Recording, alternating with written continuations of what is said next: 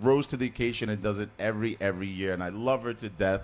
She is, and I tell everybody this: when I'm gone, she is the boss. That's why you see her. She wears her boss lady stuff, and it's pretty much everything's gonna be in her hands. And one day we're all gonna get our day, and then we're not no longer here on this earth. And she really deserves it big time. So give her a big round of applause. And she's the inspiration of why we do this session. Come on up here.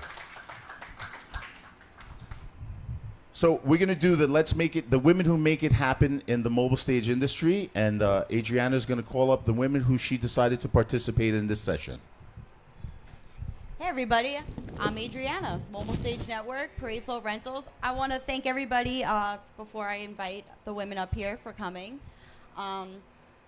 So we've been doing this panel for, I think this is the third time in a row now, and the feedback is just so positive. So we decided to bring it back again in 2020. All right, the first woman I'd like to start with today is Becky from G-Biz. Come on up. All right, round of applause for Becky. Awesome. Now I'd like to invite Michelle McRae from Century Industries. She's somewhere, I think she's with the stage right now. Her new brand is the First Lady of Mobile Staging. Yes. All right, next. Okay, next I'd like to invite Von Seal from Franklin Special Events. Give her a round of applause.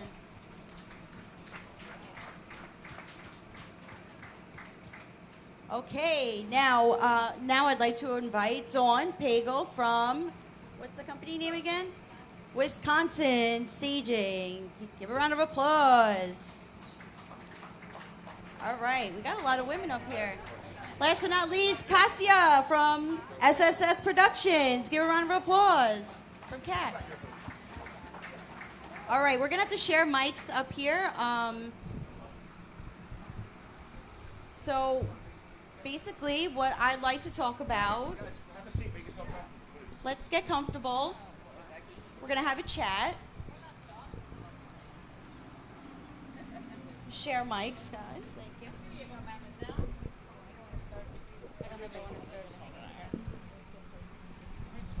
So we're going to go down the line here. We're going to start with Michelle, and basically what I want to get into is, our daily, on day-to-day basis, what we do for the company, how we got involved in this industry, and why we came to the Mobile Stage Conference. So we'll start with you, Michelle. Hi, everybody. Great day we're having. Could use one more day of this. It's a shame we gotta go home. But anyways, I've been with Century Industries for 20 years. I started working with them up in the engineering department, so I have a little bit of mechanical engineering underneath my belt. It's been a while since I've done it, but I do get included with the design changes and specs. My thing that I do in the office is I coordinate you as customers giving me a call, and I put a package together if you're interested in a mobile stage, and to coordinate the accessories to meet your needs, listen to your concerns that you've had and what you've run into, and try to streamline what's going to be the best for you for the next 15, 20 years on your new stage, because it is a big investment, and there's certain things that you can put your money into, and it could be a ways that wouldn't meet your needs, or you can leave it alone and get something else later on. But in the meantime, you can spend your $8,000 on whatever it is and put it in some other accessories. So that's what my job is to really help you get what you need to make your event function. I do bids and quotes, and people call me on the grandstand, so if anybody's looking for a grandstand, I highly recommend it. It is a good revenue maker. We do get a lot of calls, especially in the summertime and in the fall. I know that they were used tons when COVID hit and people were not able to use their staging, and then things started opening back up, and it was mainly people on sports and seating, and they all had kind of like 6-foot spaces, and I'm sure you all dealt with those barricades with concerts and stuff too, so it's kind of similar with the bleachers as well. But you could tell things were starting to try to get back together and normal again. But anyways, that's my job. It's pretty simple. I love what I do. I hope to be with the company until I retire, and I'm making new customers and new friends and part of our family. So that's it. My name is Becky Guthrie, and I'm from GBiz. And a lot of people ask, where did GBiz come from? GBiz, I started off in the family entertainment world with Ringling Brothers Field Entertainment and such like that. And then I started my own carnival, and it was named Jules and Beck Combined Shows. So Jules and Beck Combined Shows, as a traveling midway, we started a marketing arm of producing our own fairs and festivals. People don't hire carnival to promote festivals, so we stuck with the JMB. GBiz was the easy, came out of nowhere. So that's where the name GBiz came from. But basically, I will be honest, I don't do anything. I really don't. I'm a deal cutter, and so we have carnival rides, we have mobile stages because we acquired them from producing fairs and such, and then we acquired a few more, and now we rent them out. Most of my customers, we like to work with light and sound folks. One of the qualities and reasons why people work with us is because of our flexibility, and also I'll admit it, it's our drivers. We're used to getting equipment into really awkward locations and getting it right on the target. We're no nonsense, and we like to keep it simple. We also, over the past few years, expanded into mobile toilets and event sanitation, and then we've always had generators, so we started doing generator and power distribution for these events. So we are, like, again, we're not light and sound folks at all, and we love all the light and sound folks to work with us. We want to let you guys focus on the artistic elements. We'll do the hardware.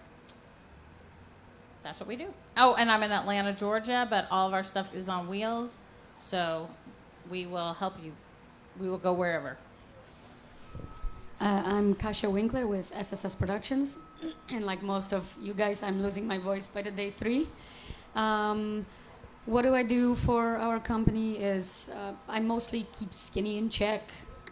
I try to make sure that everything runs smoothly. I take care of registering things, making sure that all tax things are filed correctly. I take care of permitting in the Denver area. And I fill in whenever I'm needed. When he forgets a soundboard or something, I'm going to be the one running it from the shop to his event. And if there's not enough guys on staff to build a stage, I will build a stage with him as well. So I'm pretty much, work with whatever I need.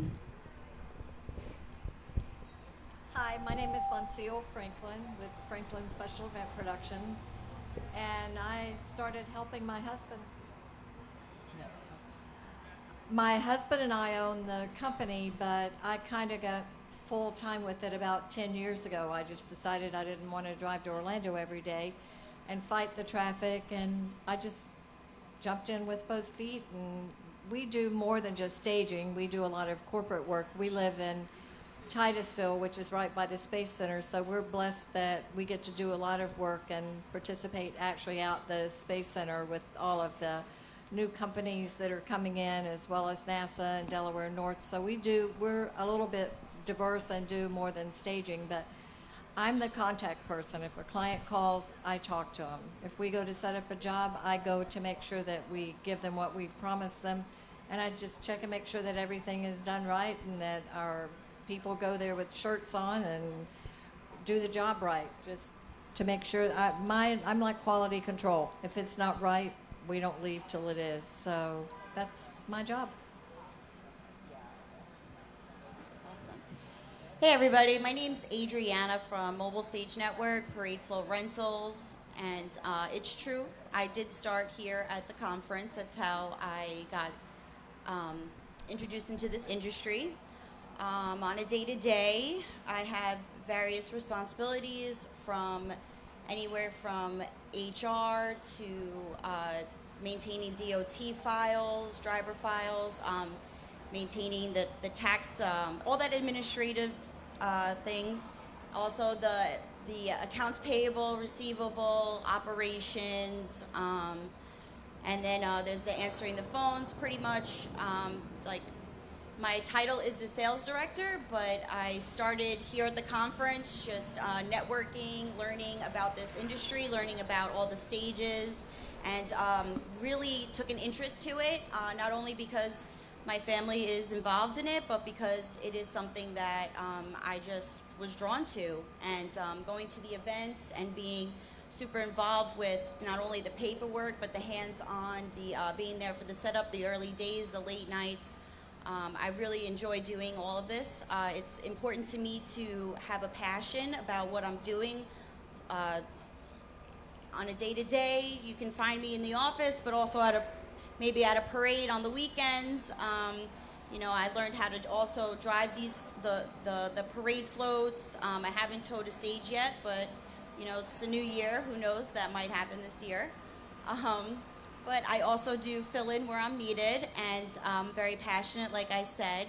I love to travel. I love to be the main contact, you know, and just learn new things. That's why I come to the Mobile Stage Conference, to meet all of you and see what I can learn and to be, you know, a big player in this new generation that's coming for this industry. So, and again, thank you all for coming. Hi, my name is Dawn. I'm with Wisconsin Concert Staging. Officially, we've been around 2 to 3 years, something like that. I don't remember. Basically, how I got involved in this industry is my husband, when I met him 8 years ago, he was part of Spicy Thai Band. He's always on the road working for his daytime job, and if I wanted to see him at all, I had to find something to do with the band so I could see him at any time. So I just kind of hung around the band for a while. Next thing I know, I'm doing their lighting. I have now eventually learned how to run sound. I do the full setup, full teardown, you name it. I've pretty much got my hand in everything throughout the band. And then we also got into the staging company. With that, I am pretty much the hands-on in the area when it comes out to the field. So I can drive the stages there. I've done it myself.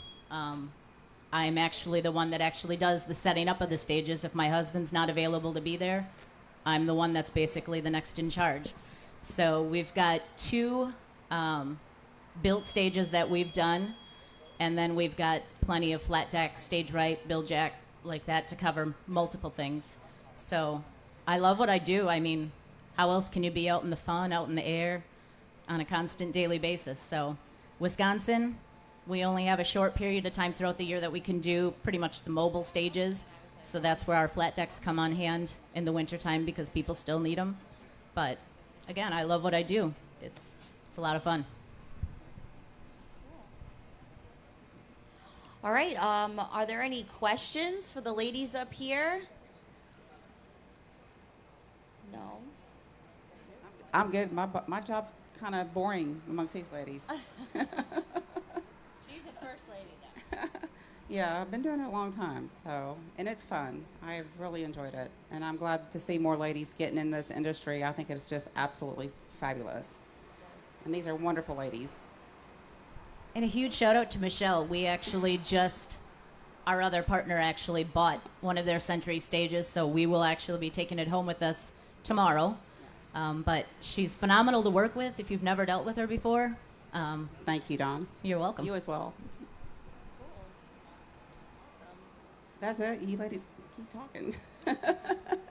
Yeah, I guess I want to just say that, oh, okay, Okay, Mike has a Mike. question. Ask away. I love questions. I knew somebody would have a I question. like questions because then I have more to talk about. So, where do you see the future of the mobile stage industry going? Maybe you could all individually touch on it. Just your thoughts on the future of the mobile stage industry. I think it's going to go leaps and bounds. I mean, I've already seen several new stages out here that are in the works, and yeah, I mean, just over in 3 years since we've done this conference, it's been just amazing to see their production and what people are doing. And I do believe there's other staging. They're gonna be doing new things. That's what I've been hearing through this whole conference. You know, everybody's about moving forward and getting things back in line and making money again. But yeah, I think it's going to be gangsters. So, absolutely. Yes. I'm gonna compare it to the overall rental business, because basically we rent equipment like forklifts, RVs, whatever, and I could easily be wrong. I often am. I think we are a generation of risk takers and entrepreneurs. I think the new current entrepreneurs coming up are more technology based, and they're hesitant of buying hardware, large expensive pieces of equipment, and I think that will be a challenge for us as we get older, because nobody wants to go out and move it. This is fun, but go stand in the rain or in the mud, that's not fun. I think that our business is growing. We're buying more and more stages. We're planning on growing and acquiring new equipment. I think it's growing everywhere, and maybe it's just where we are located. Denver has grown exponentially with regards to people and homes, and all the little municipalities are putting on more and more shows, and we have a pretty long season. I think it starts in May and it ends in end of September, maybe October. That's a pretty long season, and then we always look forward to off season, which again in the last couple years we've seen it more than we would like to. But even in the winter now, business with Skinny's SL320, when he's gonna get calls for all the winter resort gigs and stuff. I think this is growing. It's gonna get bigger, and there's always room to grow. Well, I know just this year,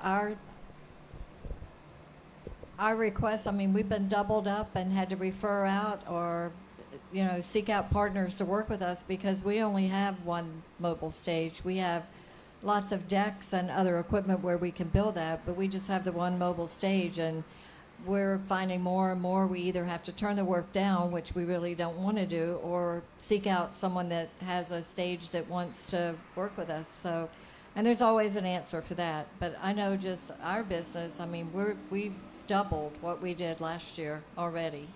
So. Yeah, I completely agree. I think that it's just growing, and just from how I started with this conference, it's grown tremendously. I think that with all the technology and the advancements, we need to do this conference every year. There's just so much to learn, so many changes, and we need to keep learning, keep growing, and we need to do it together.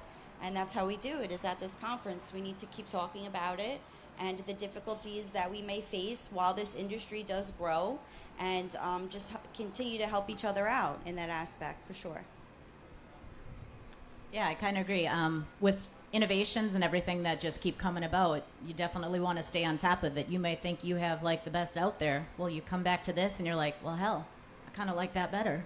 So you just keep advancing everything, and new things will come about. You just got to stay on top, and it'll continue to grow. I think this is a great group. I mean, I've been doing this conference, I think 3-4 years now. And I feel like now it's like a big family. And that's just absolutely awesome. And I mean, even my competitors, everybody's getting along and everybody's cheering each other up and boosting each other up. And I think that is just huge. And you just learn so much. But anyways, I feel like we're just getting to be one big old family, and it's almost like if it's every other year, I'm thinking, man, I'm kind of bummed. See you in 2024. So if it can be a year thing, it'd be great, and it gets me out of the snow. Exactly. And if you're interested in speaking on the women's panel next year, hopefully, come see me after this, and we'll start talking about it, because we need to start planning if this is going to be a yearly event.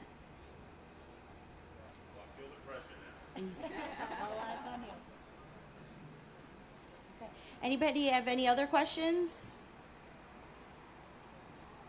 For maybe, so I'm part of that younger generation, and what is it more of the hardware side of fear of dealing with all the bucket things, or do you think a lot of people see the price tag with a lot of these stuff and they go, I don't know?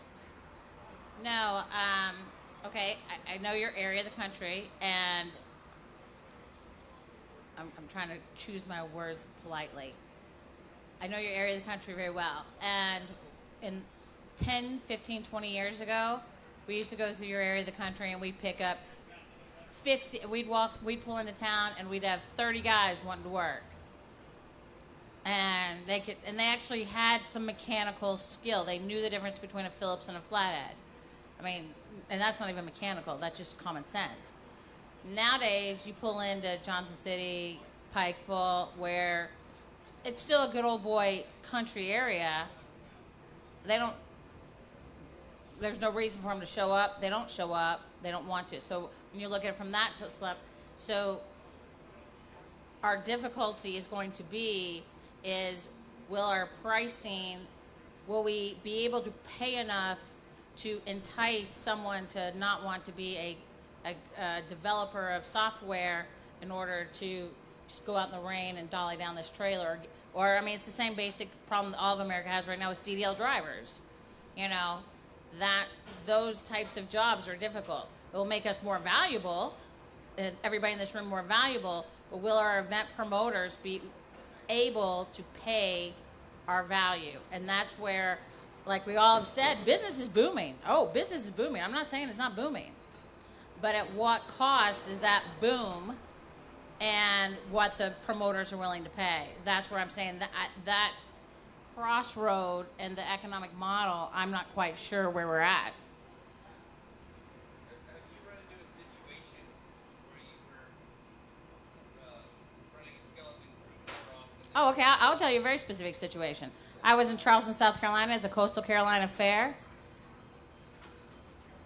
I had 5 pieces of equipment, and there was 2 of us standing there, and I got fined $5,000 a day if I didn't have someone on that piece of equipment. I didn't care if the equipment operated. I just had to have someone standing there. I got to the point I went through 4 temp services, could not get anybody at $23 an hour, and then I was saying $1,000 a week cash, couldn't get anybody. Sent 2 of my guys down to the Hooker Street. I'm not kidding, I did, and got 2 hookers. Put them in uniform and had them stand in front of a carnival ride. They were cheaper, and I knew they could stand for a long time.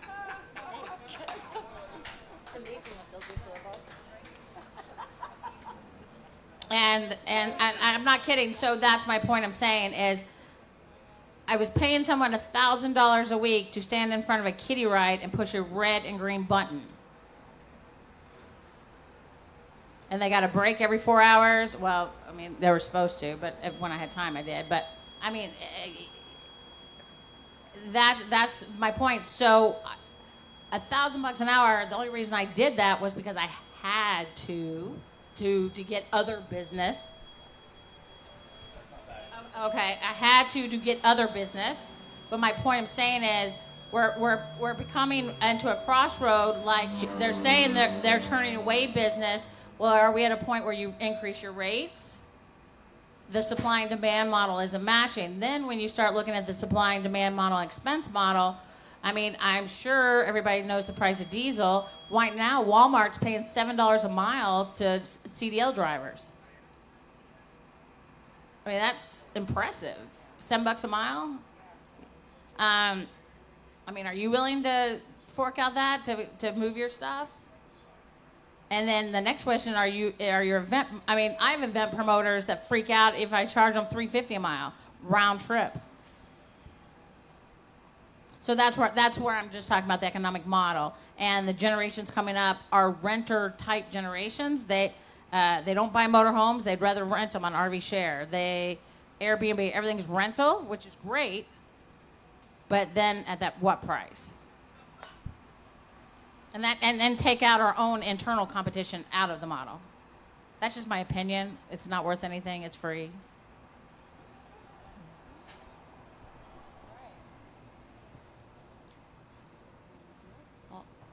right. Does any of the ladies have any questions for anybody else up here? All right. I guess that concludes. Yeah, we can wrap it up. That concludes the women's panel this year. Thank you all for coming up here. I know I asked some of you last minute, so I appreciate the support. And hopefully we'll do this again next year.